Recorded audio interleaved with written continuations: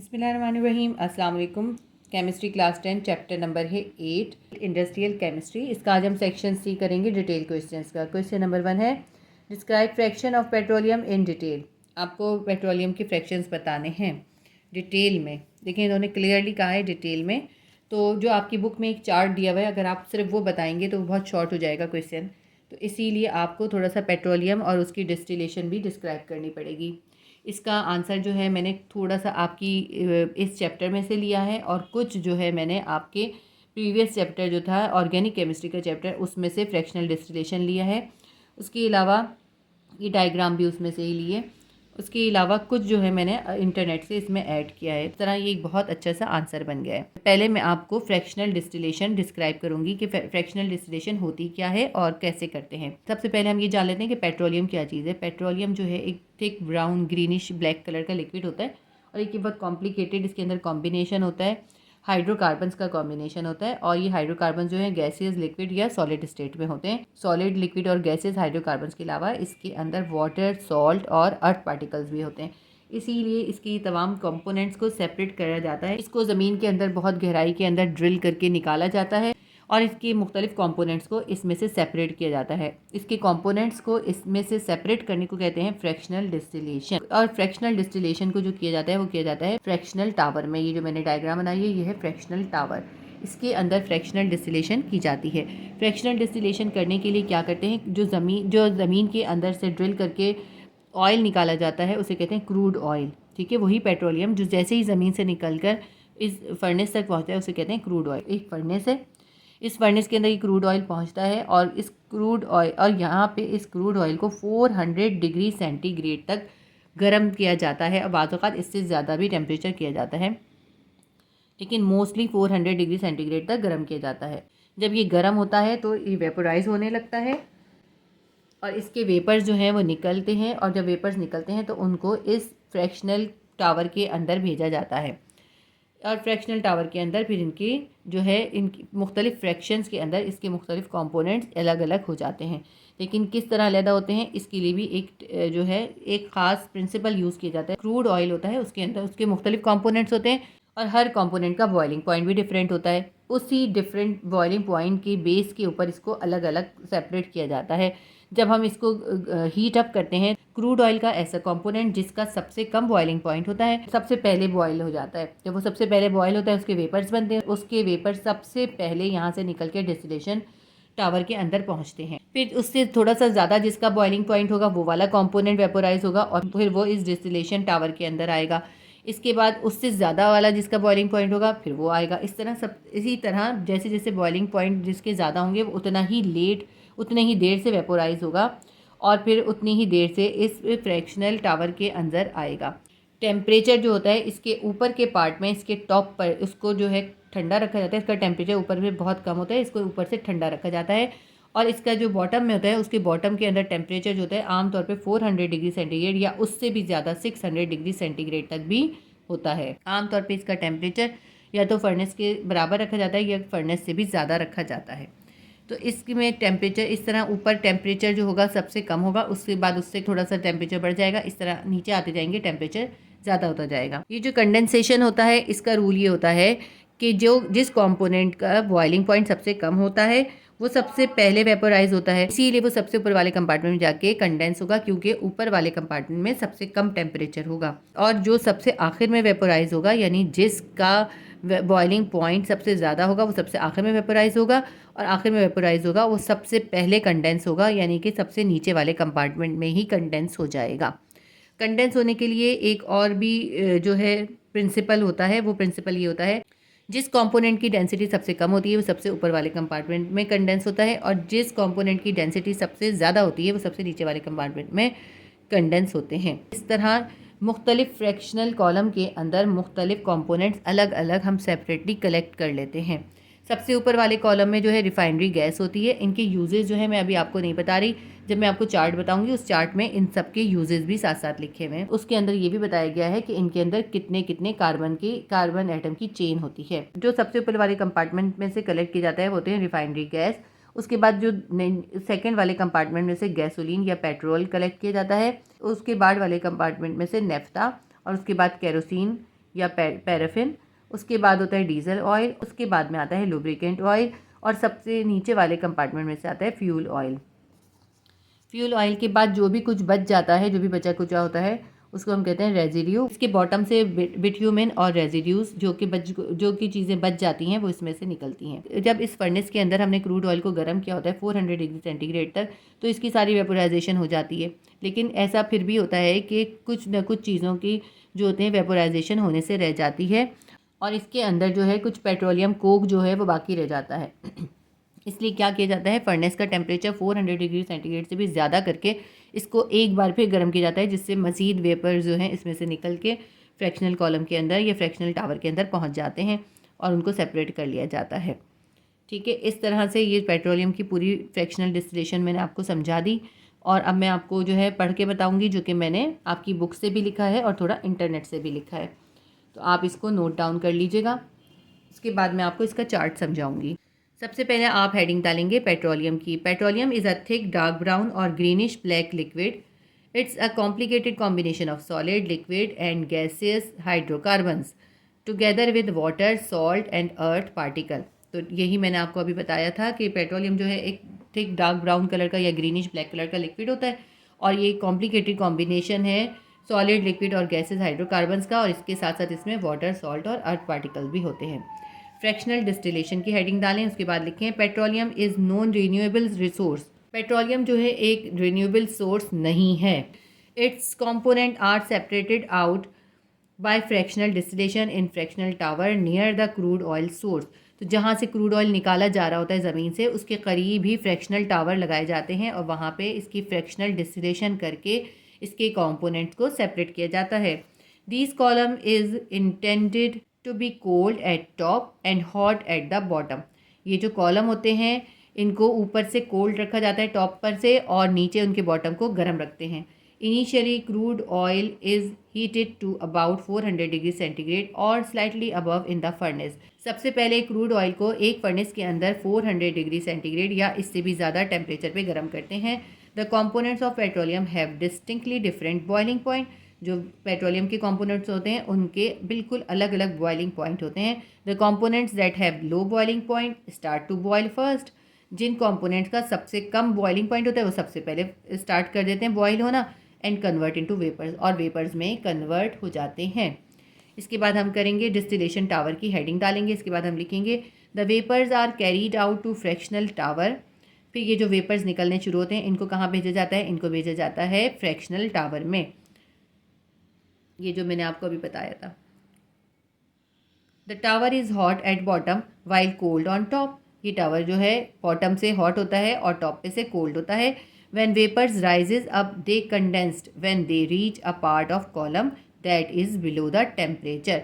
तो जब जैसे जैसे वेपर्स ऊपर जाते जाते हैं अपने अपने टेम्परेचर के हिसाब से वो कंडेंस होते जाते हैं। The component which have low boiling point vaporise sooner. तो ऐसा कंपोनेंट जिसका लो बॉइलिंग पॉइंट था वो जल्दी वेपोराइज हुआ, उसके जल्दी वेपर्स बनते हैं। But it condense and liquefies later. लेकिन वो कंडेंस और लिक्विफाई देर से होगा। वो जो बॉयल जल्दी होगा उसके वेपर्स जल्दी बनेंगे, उसकी कंडेंसेशन जो होगी वो देर से होगी। In fractional column the least dense gases collected at the top. तो वो गैसेस जिनकी डेंसिटी सबसे कम होगी वो फ्रैक्शनल कॉलम के या फ्रैक्शनल टावर के टॉप पे कलेक्ट होंगे। While most dense gases at the bottom, और जिनकी सबसे ज़्यादा डेंसिटी होगी, जो ज़्यादा डेंस होंगी, वो उस कॉलम की बॉटम में कलेक्ट होंगी। The component separated from crude oil in distillation tower from top to bottom are as follows. जो कॉम्पोनेंट डिस्टिलेशन टावर में जिस तरह टॉप से बॉटम की तरफ कलेक्ट होते हैं वो इस तरह से हैं। टॉप से लेके बॉटम तक की लिस्ट में हमने बनाई है। सबसे पहले जो निकलेगा वो रिफाइनरी गैसेस निकलेंगी। उसके बाद सेकंड नंबर पे गैसोलीन या पेट्रोल निकलेगा। थर्ड पे नेफ्ता निकलेगा। उसके बाद केरोसिन, उसके बाद डीजल ऑयल, और डीजल ऑयल के बाद निकलेगा लुब्रिकेंट ऑयल, और उसके बाद फ्यूल ऑयल, और सबसे लास्ट में जो भी बचा होगा, जो भी रेजिड्यूज बच जाएंगे वो होंगे, और बिट्यूमेन निकलेगा। आपकी बुक में पेज नंबर 130 के ऊपर जो ये कॉलम गिवन है, ये कॉलम भी आपने इसके साथ करना है। देखें इसके अंदर क्या बताया है। एक कॉलम के अंदर लिखा है fractional distillation of from crude oil, जो उसके फ्रैक्शंस बने वो बताएं। कौन कौन से फ्रैक्शंस बने? सबसे पहला है रिफाइनरी गैस, सेकंड है गैसोलीन, फिर naphtha, kerosene, diesel, fuel oil और बिट्यूमेन और रेजिड्यूज। तो इसके अंदर जो है आपने ये देखा लुब्रिकेंट ऑयल नहीं है, तो जो आपकी बुक में आप यही वाला लिखिएगा इसके अंदर, ठीक है। अच्छा, इन सब के यहाँ पे सेकंड कॉलम के अंदर बॉइलिंग पॉइंट बताएं और उनके अंदर जो कार्बन के कितने कार्बन की चेन है ये बताया है, और वो हाइड्रोकार्बन्स कौन कौन से हैं वो बताएं। उसके बाद लास्ट वाले कॉलम ने हमें इसके यूजेस बताएं। तो मैं एक एक करके सब पढ़ती जाती हूँ। सबसे टॉप वाले फ्रैक्शन के अंदर रिफाइनरी गैसेज जो हैं करेक्ट होंगी। टेम्परेचर होगा वो होगा -160 से -5 तक। कार्बन चेन की लेंथ जो होगी उसमें 1 से लेके 4 तक होगी। देखिए, इसका मतलब ये हुआ कि इसके अंदर जो चीज़ें कलेक्ट होंगी उनमें कार्बन का एक कार्बन भी हो सकता है, 2 कार्बन वाले भी हो सकते हैं, 3 कार्बन वाले भी और 4 कार्बन वाले भी। और इनका यूजेस क्या है? ये होम घर के अंदर हीटिंग के पर्पज़ में यूज़ होती है, कुकिंग में यूज़ होती है। तो इसका लिखा हुआ है home heating and cooking, camping fuel में भी यूज़ होती है। सेकंड नंबर पे गैसोलीन या पेट्रोल। पेट्रोल का जो बॉइलिंग पॉइंट रेंज इन्होंने लिखी है वो है 40 से 110 तक। और इसके अंदर कार्बन की लेंथ कितनी होगी? 1 से 4 तक इसमें हो गए थे ना, तो 4 से अबव कितना होता है? 5 से लेके 8 तक जो कार्बन एटम जो की चेन होगी वो इसके अंदर आएंगे। उसको हम कहेंगे ऑक्टेन C8H28। और ये कहाँ यूज़ होता है? ये कार के फ्यूल में यूज़ होता है। उसके बाद है नेफ्ता। इसका बॉइलिंग पॉइंट लिखा है, बॉइलिंग पॉइंट की रेंज है 110 से 180 तक। इसके अंदर जो कार्बन की चेन होगी यहाँ तक 8 हो गया था, इसमें 8 से अबव होगी, 8 से लेके 10 तक होगी। तो इसको कहेंगे डेकेन और C10H22 इसका फॉर्मूला लिखेंगे। और उसके अलावा ये इसका यूज़ कहाँ पर होता है डेकेन का? ये यूज़ होते हैं प्लास्टिक्स बनाने के लिए। उसके नेक्स्ट है केरोसिन या पैराफिन। इसमें जो हमें बॉइलिंग पॉइंट गिवन है, बॉइलिंग रेंज हमें गिवन है 180 से लेके 260 तक। और इसके अंदर जो कार्बन की लेंथ होगी, कार्बन चेन की जो लेंथ होगी वो होंगे 10 से लेके 16 तक। इसको हम कहेंगे डुडिकैन C12H26। ये केरोसिन जो है जेट एयरक्राफ्ट में फ्यूल के तौर पे यूज़ होता है। उसके बाद है डीजल। बॉइलिंग पॉइंट की रेंज है 260 से लेके 320 तक। और इसमें जो कार्बन की चेन है वो है 16 से लेके 20 तक। ये कहलाएगा हेक्साडेकेन और C16H34 इसका फॉर्मूला होगा। और ये यूज़ होता है बसेस और लॉरीज़ वगैरह में फ्यूल के लिए, फ्यूल फॉर बसेस एंड लॉरीज़। उसके बाद आता है फ्यूल ऑयल। इसकी बॉइलिंग रेंज है 320 से 400। और इसके अंदर कार्बन की चेन होगी 20 से लेके 50 तक। इसको कहेंगे आइकोसेन और इसकी फार्मूला होगा C20H42। और ये यूज़ होगा इंडस्ट्रियल हीटिंग सिस्टम के लिए। जो इंडस्ट्रीज़ के अंदर जो फ्यूल यूज़ होता है ये वो वाला फ्यूल ऑयल है। उसके बाद जो भी बच जाएगा बिट्यूमेन होंगे और रेजिड्यूज़ होंगे। इनका बॉइलिंग रेंज जो है वो है 400 से 600 तक। इसके अंदर कार्बन की चेन जो है वो 50 से अबव कार्बन की चेन होगी। और इसका फार्मूला इन्होंने नहीं बताया है। इसका यूज़ जो है ये रोड्स बनाने में यूज़ होता है। तो आपका ये क्वेश्चन नंबर 1 यहाँ पे कंप्लीट हो गया। क्वेश्चन नंबर 2 है explain the process of preparation of sugar from sugar cane. Sugar cane से शुगर बनाने का प्रोसेस आपको पूरा एक्सप्लेन करना है। आपकी बुक में पेज नंबर 125 पे ये पूरा प्रोसेस है। Preparation of sugar from sugar cane compose of following step. ये मैं आपको बुक से बाद में मार्क कराऊंगी, पहले मैं आपको इसका पूरा डिस्क्राइब कर दूँ। सबसे पहला स्टेप ये होता है शुगर केन को हार्वेस्ट करते हैं। हार्वेस्ट करके उनको गाड़ियों के ज़रिए जो होता है इंडस्ट्री तक पहुंचाया जाता है। जब हार्वेस्ट करते हैं ना तो उसको इसके स्टेम को नहीं काटते नीचे से, उसको ऊपर से काट लिया जाता है। जब ऊपर से काट लेते हैं वो दोबारा रीजेनरेट हो जाता है। इस तरह उसकी फसल 2 से 3 बार भी हासिल की जा सकती है। शुगर केन को काटने के बाद गाड़ियों के ज़रिए इंडस्ट्री तक पहुँचाते हैं। इंडस्ट्री के अंदर जो होता है एक बड़ी सी टेबल के ऊपर उसको जो है लोड कर दिया जाता है। उस टेबल के ऊपर जो होते हैं नाइफ्स के यानी छुरियों के सेट लगे होते हैं, 2 या होते हैं या फिर एक सेट होता है। वो सेट क्या करता है, इस शुगर केन को इस तरह से कट कर देता है, इस तरह से उसको काटता है कि जो उसके अंदर जूसी एरिया होता है वो एक्सपोज हो जाए ज़्यादा से ज़्यादा, और उसके फिर छोटे छोटे टुकड़े कर देता है।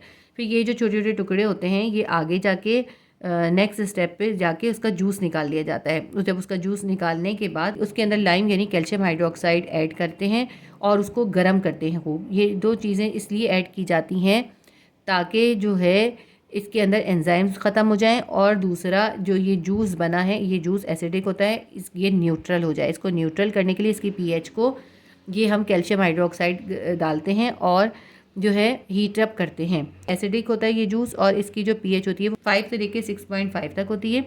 तो जब हम इसके अंदर कैल्शियम हाइड्रोक्साइड या लाइम ऐड करते हैं और हीट अप करते हैं तो इसकी पीएच जो होती है वो न्यूट्रल हो जाती है। इस स्टेप के बाद ये जो होता है एक गाढ़ा गाढ़ा सा सस्पेंशन टाइप का होता है, उसको फिर जो है छन्नी के ज़रिए, सीव्स के ज़रिए इसको छाना जाता है। इसको सेटल करके इसमें से उस पल्प को सेपरेट कर लेते हैं और इस प्रोसेस को कहते हैं डेफिकेशन। और जो इसमें से हमने पल्प वगैरह सेपरेट किया होता है उसको कहा गया है मड। उस मड को जो होता है रोटेटरी वैक्यूम फिल्टर के अंदर भेजते हैं और उसके अंदर उसको बहुत अच्छे से वाटर का स्प्रे करके रोटेट करते जाते हैं और वाटर का स्प्रे करके उसको जो है धो लेते हैं और धोकर उसको सुखा लेते हैं। उसको सुखाकर उसको फ्यूल के तौर पे यूज़ किया जाता है। जो एवापोरेशन का प्रोसेस होता है उसके अंदर जो फ्यूल चाहिए होता है बर्न करने के लिए, हीट करने के लिए, उसमें इस पल्प को, इस मड को यूज़ किया जाता है।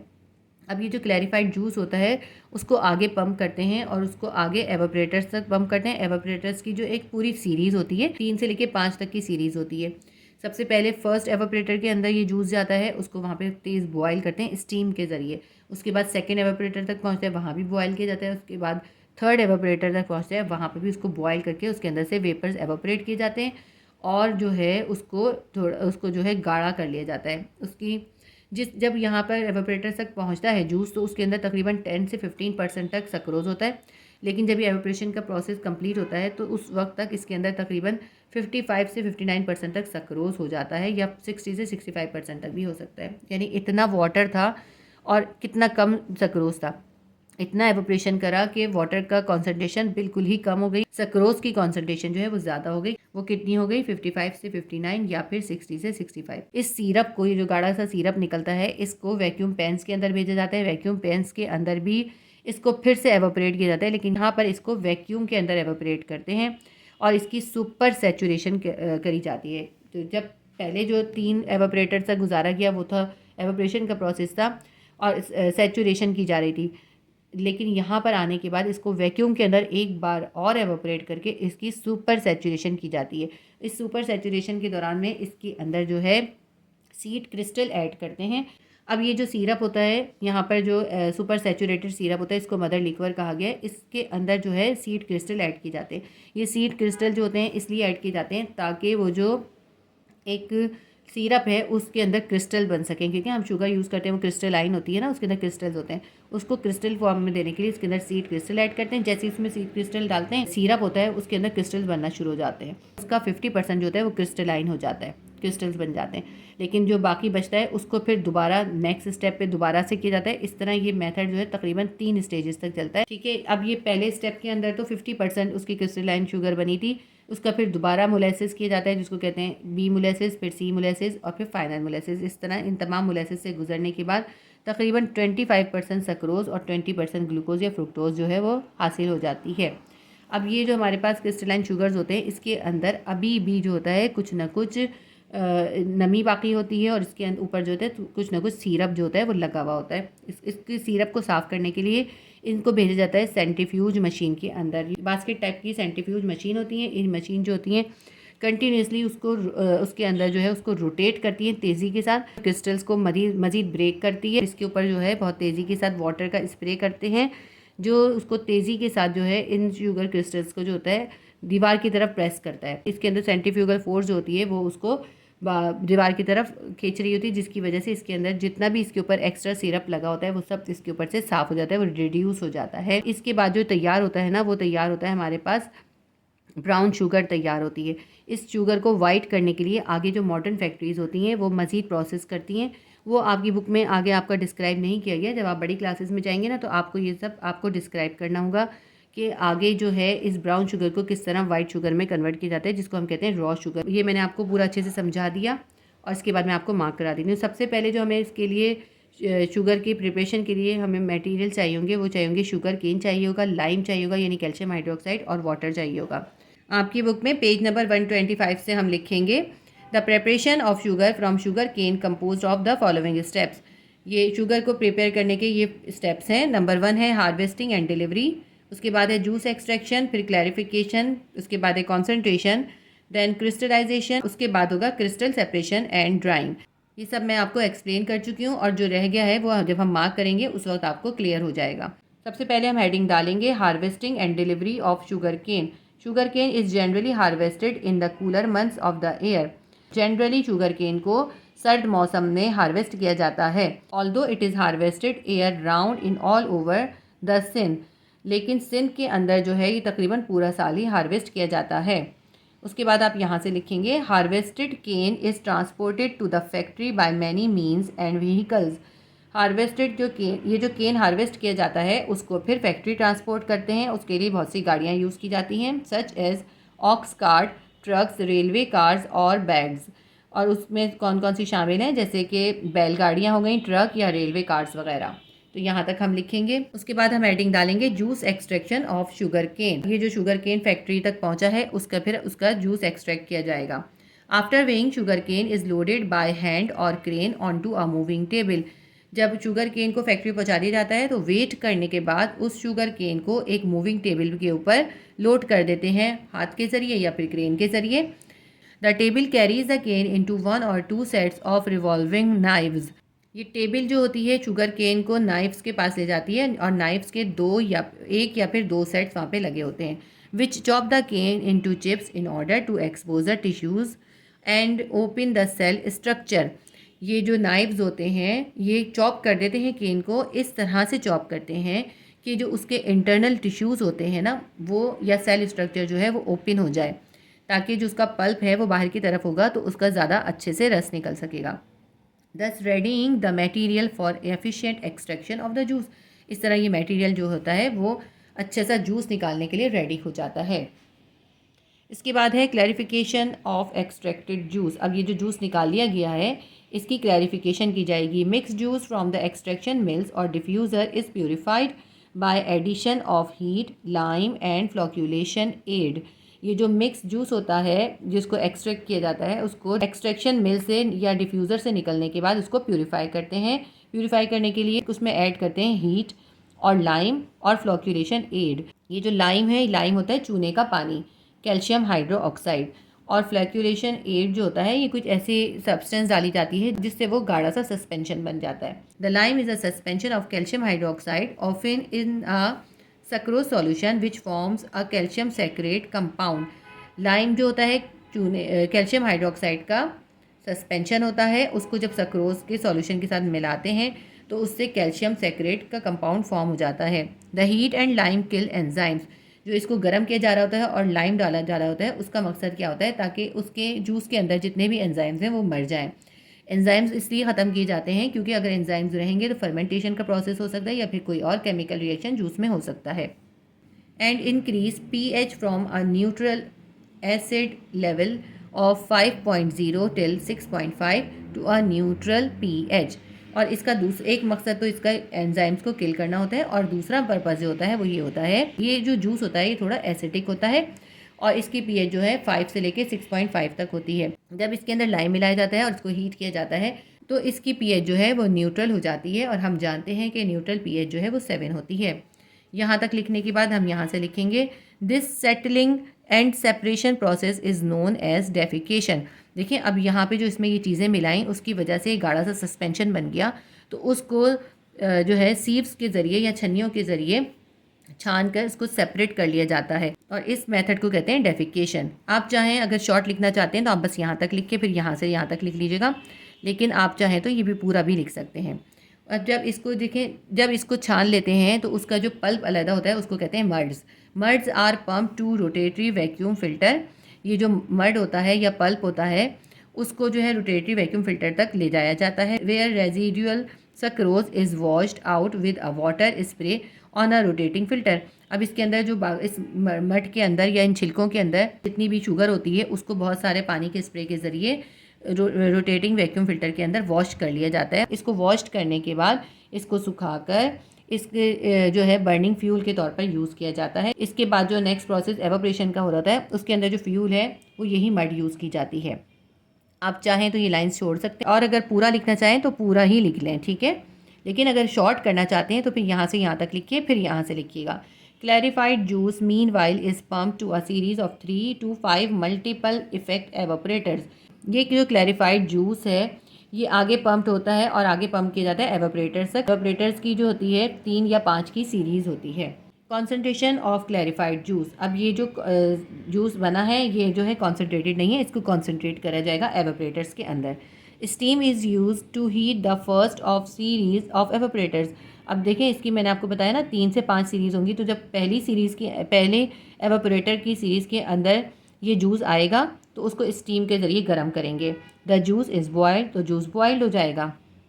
उसके बाद जो है इसको नेक्स्ट एवापोरेटर तक लेके जाएंगे, लेकिन आप बस यहीं तक लिख लीजिएगा। इस तरह ही तमाम एवापोरेटर्स तक होता हुआ आगे आएगा और इसकी जो है कॉन्सेंट्रेशन हो जाएगी। The clarified juice which consist of 10 to 15% sucrose, ये जो क्लैरिफाइड जूस है इसके अंदर 10 से 15% सक्रोज होता है। इस कॉन्सेंट्रेटेड टू एवापोरेटेड सिरप, इसको जो है एवापोरेशन के ज़रिए एवापोरेट करके कॉन्सेंट्रेटेड सिरप बना दिया जाता है, consisting of 55 to 59% sucrose and 60 to 65% by weight total solids. और ये जो सिरप बन जाता है, अब इस सिरप के अंदर 55 से 59% तक सक्रोज होती है या फिर 60 से 65% तक सक्रोज होती है। पहले जो सक्रोज की कॉन्सेंट्रेशन थी वो 10 से 15 थी और अब 60 to 65 तक हो जाती है। कितना कॉन्सेंट्रेटेड हो जाता है इस तरह। उसके बाद अब जब ये कॉन्सेंट्रेटेड जूस है इसकी क्रिस्टलाइजेशन की जाएगी। हम हेडिंग डालेंगे crystallisation of concentrated juice. Syrup of the evaporator is sent to vacuum pans. उसके बाद ये जो सिरप है एवापोरेटर से निकल के भेजा जाता है वैक्यूम पेन्स में, where it is further evaporated, यहाँ पे इसको फिर एवापोरेट करते हैं अंडर वैक्यूम। लेकिन यहाँ जब एवापोरेशन का प्रोसेस होता है तो वैक्यूम में होता है। टू सुपर सेचुरेशन, क्योंकि यहाँ पे सेचुरेशन हो गई थी एवापोरेटर्स में, अब यहाँ पर जब वैक्यूम के अंदर इसको दोबारा एवापोरेट करते हैं तो इसकी सुपर सेचुरेशन हो जाती है। Fine seed crystals are added and the sugar mother liquor yields a solid precipitate of about 50% by weight crystalline sugar. तो जब इसके अंदर ये जो सिरप आता है उसको कहा गया है मदर लिक्वर। इस मदर लिक्वर के अंदर जो होते हैं सीड क्रिस्टल ऐड किए जाते हैं। सीड क्रिस्टल जो होते हैं ये ऐसे क्रिस्टल्स होते हैं, जब इनको ऐड करते हैं इस मदर लिक्वर के अंदर तो सारा सिरप जो होता है वो क्रिस्टलाइन होने लगता है, उसके अंदर क्रिस्टल्स बनने लगते हैं। तो इसमें ये बता रहे हैं कि जब मदर लिक्वर के अंदर सीड क्रिस्टल ऐड करे जाते हैं तो तकरीबन 50% जो होता है उसका 50% पार्ट वेट जो होता है वो क्रिस्टलाइन शुगर में कन्वर्ट हो जाता है। यानी कि 50% तो शुगर बन गई, 50% तो क्रिस्टलाइन हो गया, लेकिन फिर भी 50% जो है हमारे पास अभी भी सिरप बाकी होता है। Crystallisation is a serial process and named as A molasses, B molasses, C molasses and final molasses। ये जो क्रिस्टलाइजेशन का प्रोसेस है ये भी पूरी सीरीज़ की तरह से होता है, ये एक बार करके ख़त्म नहीं हो जाता। देखिए एक बार किया तो 50% तो अभी सिरप बाकी है। अगर A मोलासेस से 50% क्रिस्टलाइन शुगर बन गई तो बाकी जो आगे है तो उसको दोबारा से इसको क्रिस्टलाइजेशन की जाएगी और फिर B मोलासेस होगा, इसी तरह फिर C मोलासेस होगा। इस तरह ये सीरीज़ होगी और आखिरकार फाइनल मोलासेस तक क्या होगा 25% तक जो होगी सक्रोज बन जाएगा। इस सिरप से 25% सक्रोज और 20% ग्लूकोज एंड फ्रुक्टोज जो है वो बन जाएगा। ठीक है, तो ये जैसे एवापोरेशन की एक सीरीज़ थी, इसी तरह से क्रिस्टलाइजेशन भी एक सीरीज़ की तरह से होगा। इसको सीरीज़ में इसलिए किया जाता है ताकि तमाम सिरप को क्रिस्टलाइन शुगर में कन्वर्ट किया जा सके।